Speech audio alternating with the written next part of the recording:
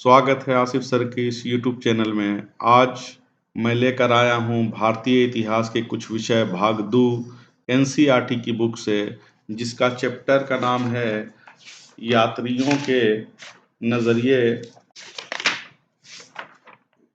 यात्रियों के नज़रिए समाज के बारे में उनकी समझ लगभग 10वीं से 17वीं शताब्दी तक। उन यात्रियों के नज़रिए से आज हम बात करेंगे अल-बिरूनी तथा किताबुल हिंद की। अल-बिरूनी कौन था और उसकी किताब का नाम क्या था, कैसे उसने किताब लिखी?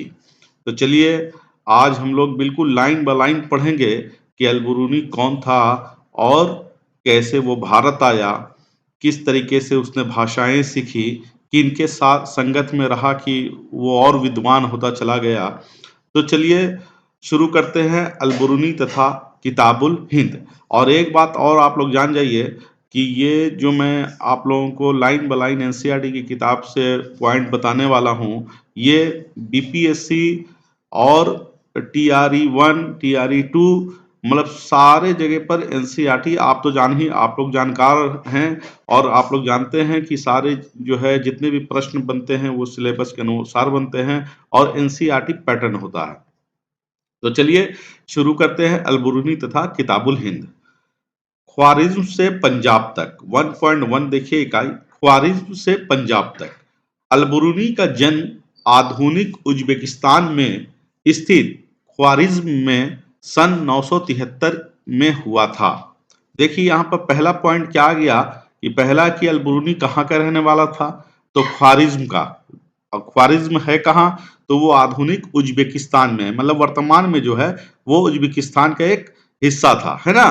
तो अल-बिरूनी अल-बिरूनी का जन्म आधुनिक उज्बेकिस्तान में स्थित ख्वारिज्म में 973 ईस्वी में हुआ था। कब हुआ था, तो 973 ईस्वी में। ख्वारिज्म शिक्षा का एक महत्वपूर्ण केंद्र था। जैसे नालंदा यूनिवर्सिटी हो गया, जो है ना, पहले विकसित डेवलप था। उस इग्नू है, अभी अभी जो है ऑक्सफोर्ड, कैम्ब्रिज, ये सब जो फेमस हैं। उसी तरीके से ख्वारिज्म भी शिक्षा का एक महत्वपूर्ण केंद्र था और अल-बिरूनी ने उस समय उपलब्ध सबसे अच्छी शिक्षा प्राप्त की थी। अल-बिरूनी पढ़ने में का बड़े शौकीन आदमी था, है ना। गौर से सुनिए कि अल-बिरूनी क्या था। अल-बिरूनी ने उस समय जो सबसे अच्छी शिक्षा थी वो उसने हासिल की थी। वो अल-बिरूनी कई भाषाओं का ज्ञाता था। अल-बिरूनी जो था वो कई भाषा जानता था, जिसमें सीरियाई, फारसी, हिब्रू तथा संस्कृत शामिल है ना। अब आप लोग यहाँ पे एक पॉइंट नोट कर लीजिएगा, कौन कौन सी भाषा जो है अल-बिरूनी जानता था। देखिए सीरियाई भी जानता था, फारसी भी जानता था, हिब्रू भी जानता था तथा संस्कृत भी जानता था। हालांकि वह यूनानी भाषा का जानकार नहीं था, यूनानी भाषा वो नहीं जानता था, पर फिर भी वह प्लेटो तथा अन्य यूनानी दार्शनिकों के कार्यों से पूरी तरह परिचित था। क्यों परिचित था, जिन्हें उसने अरबी अनुवादों के माध्यम से पढ़ा था। अब उसने क्या किया कि यूनानी दार्शनिकों ने जितना काम किया उसका उसने अनुवाद कर लिया अरबी में और उसके माध्यम से पढ़ लिया, तो वो जानकार हो गया कि प्लेटो तथा उसके दार्शनिक और लोग जो जिन्होंने काम किया, है ना, वो क्या क्या काम किया वो जानता था। कितना, सन 1017 ईस्वी में ख्वारिज्म पर आक्रमण के बाद सुल्तान महमूद यहाँ के कई विद्वानों तथा कवियों को अपने साथ अपनी राजधानी गजनी ले आया। देखिए एनसीईआरटी की लाइन में ही क्वेश्चन छिपा हुआ होता है। क्या क्वेश्चन कह रहा, क्या किताब कह रही है, किताब की लाइन क्या कह रही है कि सन 1017 ईस्वी में ख्वारिज्म पर आक्रमण हुआ। किसने आक्रमण किया, तो सुल्तान महमूद ने आक्रमण किया। अब जब आक्रमण किया तो यहाँ के कई विद्वानों तथा कवियों को अपने साथ अपनी राजधानी गजनी ले गया। क्वेश्चन पूछ सकता है कि सुल्तान महमूद की राजधानी कहाँ है, तो गजनी थी। सुल्तान महमूद ने ख्वारिज्म का आक्रमण कब किया, तो 1017 ईस्वी में किया। ये सब सारे पॉइंट को याद रखना है। अब जब कई विद्वानों तथा कवियों को अपने साथ में सुल्तान महमूद ले आया उसमें एक अलबरूनी भी था। अलबरूनी को भी सुल्तान महमूद यहां ले आया गजनी। वह बंधक के रूप में गजनी आया था। अलबरूनी जो था वो बंधक के रूप में गजनी आया था। पर धीरे धीरे उसे यह शहर पसंद आने लगा। अब देखिए जब वो रहने लगा, भारत तो ऐसी ही प्यारा देश है और भारत के लोग जो है व्यवहार अखलाक में बहुत माहिर हैं सदियों से। तो धीरे धीरे उसको ये शहर पसंद आने लगा और 70 वर्ष की आयु में उसकी मृत्यु तक उसने अपना बाकी जीवन यहीं बिताया। अब देखिए उस एक पॉइंट यहां पर भी आ गया कि अलबरूनी की मृत्यु कब हुई थी, तो जन्म कब हुआ था? जन्म हुआ था इसका 973 ईस्वी में और 70 साल की उम्र में वो मर गया, है ना? कौन? अलबरूनी, है ना? और जब तक वो जीवित था यहीं रहा था। अब मरने के बाद जो है उसका स्वर्गवास हो गया। अब आइए, अब कितने साल की उम्र में मरा अलबरूनी? तो 70 साल की उम्र में मरा। क्वेश्चन पूछ सकता है ना? अगला पैराग्राफ देखेंगे हम लोग कि गजनी में ही अलबरूनी की भारत के प्रति रुचि विकसित हुई। पहले वो भारत कहाँ था, कौन था भारत, वो नहीं जानता था। लेकिन सुल्तान के साथ जब वो सुल्तान गजनी के साथ में जब वो सुल्तान महमूद के साथ जब आया, महमूद गजनवी भी इसे कहा जाता है। सुल्तान महमूद के साथ जब वो भारत आया वो कैदी के रूप में, तो वो धीरे धीरे रहना स्टार्ट कर दिया। तो जब रहना स्टार्ट किया तो यहाँ के लोगों से मिला, परिचित हुआ, तो इसकी रुचि विकसित होने लगी। अब देखिए आगे क्या एनसीईआरटी कह रही है कि यह कोई असामान्य बात नहीं थी। ठीक है, 18वीं शताब्दी से ही संस्कृत में रचित खगोल विज्ञान, गणित, चिकित्सा संबंधित कार्यों का अरबी भाषा में अनुवाद होने लगा था। मतलब 18वीं शताब्दी से ही। अब देखिए यहाँ पे एक और क्वेश्चन का बन रहा है कि पूछ सकता है कैवीं शताब्दी से ही संस्कृत में रचित खगोल विज्ञान, गणित और चिकित्सा संबंधित कार्यों का अरबी भाषा में अनुवाद होने लगा था, है ना? तो 8वीं शताब्दी से होने लगा था। या ये पूछ सकता है अगर क्वेश्चन पलट के बनाए कि 8वीं शताब्दी से ही संस्कृत में रचित खगोल विज्ञान, गणित और चिकित्सा संबंधित कार्यों का किस भाषा में अनुवाद होने लगा था? तो अरबी भाषा में होने लगा था, है ना? फिर आगे क्या है कि पंजाब के गजनवी साम्राज्य का हिस्सा बन जाने के बाद स्थानीय लोगों से हुए संपर्कों ने आपसी विश्वास और समझ का वातावरण बनाने में मदद की। मतलब अलबरूनी जब पंजाब गजनवी का साम्राज्य बन गया तो वहां अलबरूनी घूमना उमना स्टार्ट, स्थानीय लोगों से मिलना उमना स्टार्ट किया, शुरू किया। वहां का वातावरण उसको पसंद आने लगा। अलबरूनी ने ब्राह्मण, पुरोहितों तथा विद्वानों के साथ कई वर्ष बिताए और संस्कृत, धर्म तथा दर्शन का ज्ञान प्राप्त किया। अब देखिए जब साम्राज्य पंजाब में मिल गया, जब अलबरूनी सबके साथ में रहने लगा, ब्राह्मण, पुरोहित, विद्वानों के साथ रहने लगा, तो उसने संस्कृत भी सीखी, धर्म भी सीखा और दर्शन का भी ज्ञान प्राप्त किया, है ना? तो इसीलिए कहा जाता है कि दोस्त भी बनाओ तो अच्छे दोस्त बनाओ ताकि तुमको अच्छा नॉलेज दे सके, है ना? बुरे दोस्त बनाओगे बुरा संगत रहेगा, बुरा काम करोगे, अच्छे दोस्त बनाओगे अच्छा दर्शन सीखोगे। तो अलबरूनी ने संस्कृत भाषा कैसे सीखी? पुरोहितों, ब्राह्मणों के साथ में रह के सीखी। धर्म क्या जाना? तो पुरोहितों और ब्राह्मणों के साथ रह कर जाना। दर्शन का ज्ञान हुआ तो विद्वानों के साथ उन्होंने समय बिताया। तो समय अच्छे लोगों के साथ बिताइएगा तो अच्छी चीज सीखिएगा। चलिए आगे बढ़ते हैं। एनसीईआरटी की अगली लाइन क्या कह रही है कि हालांकि उसका यात्रा कार्यक्रम स्पष्ट नहीं है, फिर भी प्रतीत होता है कि उसने पंजाब और उत्तर भारत के कई हिस्सों की यात्रा की थी, है ना? चलिए अगला पैराग्राफ देखते हैं। क्या है कि अलबरूनी के लिखने के समय यात्रा वृत्तांत अरबी साहित्य का एक मान्य हिस्सा बन चुका था, है ना? किताब क्या कह रही है कि उसके लिखने के समय यात्रा वृत्तांत अरबी साहित्य का एक मान्य हिस्सा बन चुके थे। ये वृत्तांत पश्चिम में सहारा रेगिस्तान से लेकर उत्तर में वोल्गा नदी तक फैले क्षेत्रों से संबंधित है। अब देखिए जो ये वृत्तांत लिखा अल-बिरूनी, वो कहां से कहां तक है? पश्चिम में सहारा रेगिस्तान से लेकर, पश्चिम में, गौर से देखिए, पश्चिम में सहारा रेगिस्तान से लेकर उत्तर में वोल्गा नदी तक फैले क्षेत्रों से संबंधित है। पूछ सकता था, कुछ एनसीईआरटी के अगर हवाले से क्वेश्चन पूछे तो ये क्वेश्चन बना सकता है कि अल-बिरूनी के यात्रा वृत्तांत में पश्चिम में सहारा रेगिस्तान से लेकर कहां तक ये क्षेत्र फैला था या उससे रिलेटेड था, संबंधित था, है ना? तो उत्तर में वोल्गा नदी तक फैला हुआ क्षेत्र था। चलिए, इसीलिए हालांकि 1500 ईस्वी से पहले भारत में अल-बिरूनी को कुछ ही लोगों ने पढ़ा होगा, भारत से बाहर कई अन्य लोग संभवतः ऐसा कर चुके थे। अब इनकी एक किताब है, किताब का नाम है किताबुल हिंद। क्या है? किताब का नाम है किताबुल हिंद।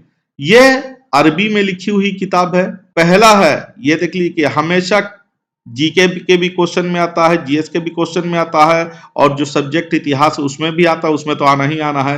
पूछता है कि किताबुल हिंद किस भाषा में लिखी हुई पुस्तक है ना? तो क्या लिख रहा है कि अरबी में लिखी गई अल-बिरूनी की कृति। क्या किस भाषा में? अरबी में लिखी गई अल-बिरूनी की कृति किताबुल हिंद की भाषा सरल और स्पष्ट है, एकदम आसान है और स्पष्ट है, कोई उसमें किंतु परंतु नहीं है, एकदम धीरे धीरे आराम से पढ़ते हैं तो किताबुल हिंद आपको समझ में आ जाए। अरबी भाषा में लिखी हुई, जो अरबी का जानकार है वो आराम से पढ़ सकता था। यह एक विस्तृत ग्रंथ है जो धर्म, दर्शन, त्योहारों, खगोल विज्ञान, कीमिया, रीति रिवाजों तथा प्रथाओं, सामाजिक जीवन, भारतौल तथा मापन विधियों, मूर्तिकला, कानून, मापतंत्र विज्ञान आदि विषयों के आधार पर 80 अध्यायों में विभाजित है। पहला क्वेश्चन यहां पर बन गया आपका एनसीईआरटी से कि किताबुल हिंद किस भाषा में लिखी हुई है? तो किताबुल हिंद अरबी भाषा में लिखी हुई पुस्तक है। किताबुल हिंद कितने अध्याय में विभाजित है? तो किताबुल हिंद 80 अध्यायों में विभाजित है। एकदम आराम आराम से सुनिए और उसको पॉइंट जो बता रहे हैं उसको डायरी में मेंशन कीजिए और उसके बाद उसको याद कीजिए, क्योंकि ये अब पैटर्न हो गया है कि लाइन के अंदर से, एनसीईआरटी की लाइन के अंदर से क्वेश्चन पूछ रहा है। आप देखिए, उठा कर टीआरई 2 का क्वेश्चन देखिए, मैं उसको भी अपलोड करूंगा किसी दिन यूट्यूब पर। हालांकि जो है क्वेश्चन बड़ा टफ नहीं था, जो एनसीईआरटी की लाइन बाय लाइन किताब पढ़े हुए होंगे वो जरूर टीचर वाले एग्जाम में निकाले होंगे, है ना?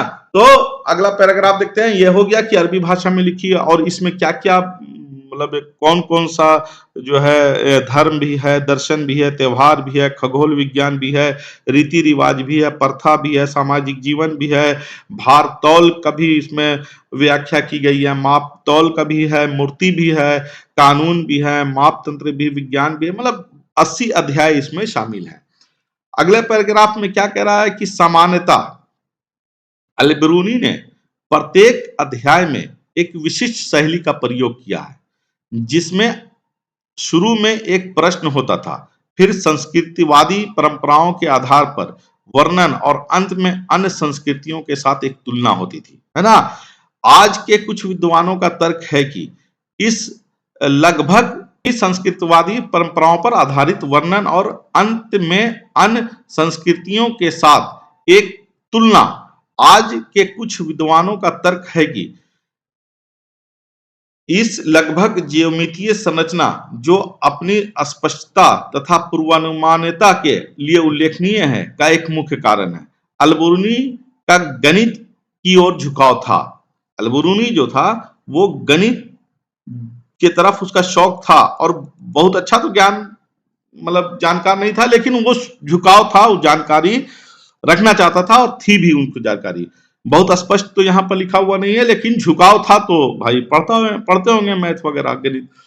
चलिए अगले तरफ चलते हैं कि अल-बिरूनी जिसने लेखन में भी अरबी भाषा का प्रयोग किया। देखिए यहाँ पर अलबरूनी जो है वो जब लिखता था वो अरबी भाषा का प्रयोग करता था।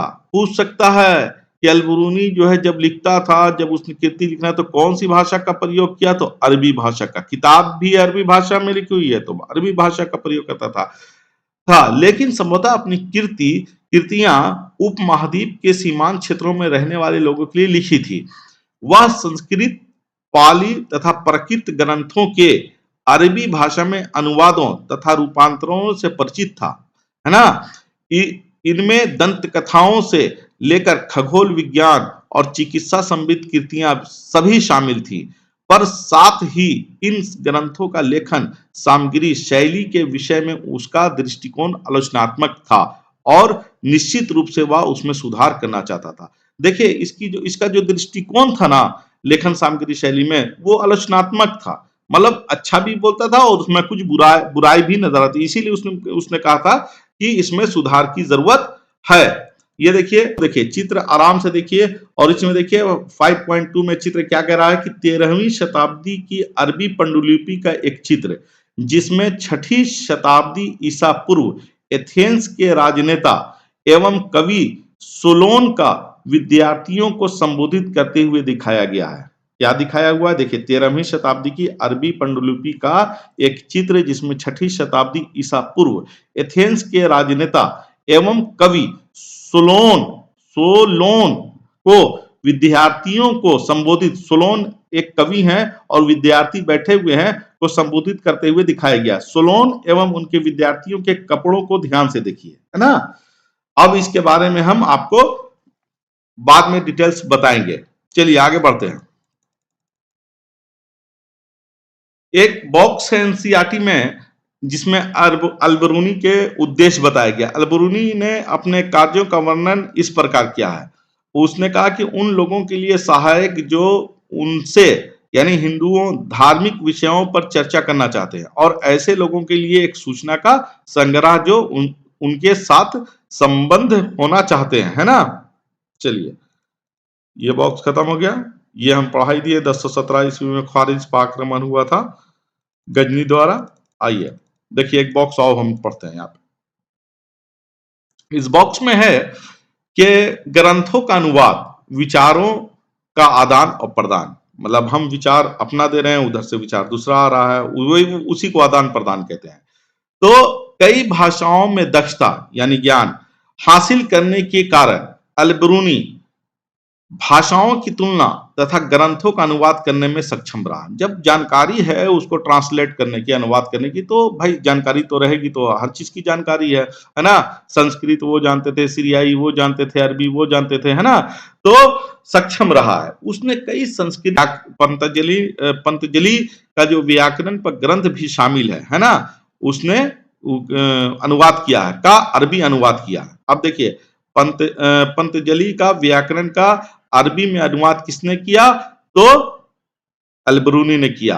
अपने ब्राह्मण मित्रों के लिए उसने यूक्लिड, अब देखिए यहां पर पॉइंट देखिए, अपने ब्राह्मण मित्रों के लिए उसने यूक्लिड के कार्यों का संस्कृत में अनुवाद किया था। बहुत बड़ा पॉइंट है जो कि एनसीईआरटी की किताब कह रही है, और अगर आप लोगों की परीक्षा है कॉम्पिटिटिव एग्जामिनेशन में तो एकदम मान के चलिए ये सब पॉइंट भी है। यह है किसने यूक्लिड के कार्यों का संस्कृत में अनुवाद किया था, तो अलबरूनी ने किया था, है ना। या फिर पूछ देगा कि ब्राह्मण मित्रों के लिए ब्राह्मण मित्रों के लिए किसने यूक्लिड के कार्यों का संस्कृत में अनुवाद किया, तो अलबरूनी ने, है ना। या पंतजलि का व्याकरण पर ग्रंथ भी शामिल है का अरबी में अनुवाद किसने किया था, तो अलबरूनी ने किया था। ये बॉक्स भी हम आपको पढ़ाते हुए चल रहे हैं ताकि कहीं से भी आप लोगों का कोई भी क्वेश्चन ना छूटे। एक चीज हम यहाँ पे आप लोग को समझाना चाहते हैं। देखिए अलबरूनी 11वीं शताब्दी में भारत आया था। अलबरूनी जो था 11वीं शताब्दी में भारत आया था, उसमें 2 साल और जोड़ दीजिए, यानी 12 और 13। तो उसके बाद आया है इब्ने बतूता। अलबरूनी के बाद कौन आया है, इब्ने बतूता। अलबरूनी के बाद कौन आया है, इब्ने बतूता। वो मोरक्को का रहने वाला था और 14वीं शताब्दी में आया था। तो 11 के बाद 2 जोड़ेगा तो 14 हुआ था, और 14 के बाद 2 जोड़ दीजिएगा तो 17 आएगा। तो फार्सवा बार्नियर जो फ्रांस का रहने वाला था विदेशी यात्री, वो 17वीं शताब्दी में भारत आया था, है ना। तो 11वीं शताब्दी में आया था अल-बिरूनी, 14वीं शताब्दी में आया था इब्ने बतूता, और फार्सवा बार्नियर आया था 17वीं शताब्दी में, फ्रांस का रहने वाला था। उज्बेकिस्तान का रहने वाला अल-बिरूनी था, मोरक्को का रहने वाला इब्ने बतूता था, और फ्रांस का रहने वाला बार्नियर था। तो बार्नियर के बारे में भी हम अभी चर्चा करेंगे, और इब्ने बतूता के बारे में भी हम बताएंगे कि उसको नारियल और पान का पत्ता किस तरीके से पसंद था, उसका क्या यूज उसने बताया था। ये सारी चर्चा हम करेंगे, लेकिन अपने नेक्स्ट वीडियो के कारण वीडियो लंबी होती जा रही है, इसलिए आप अगर ये वीडियो पसंद आई है, अच्छी लगी है, तो हमारे कार्य को, हमारे पढ़ाने के शौक को सब्सक्राइब के जरिए और लाइक के जरिए, शेयर के जरिए हौसला बढ़ाइए, ताकि मैं और आप लोगों को अच्छी अच्छी वीडियो देता रहूं। तब तक के लिए धन्यवाद। Good night.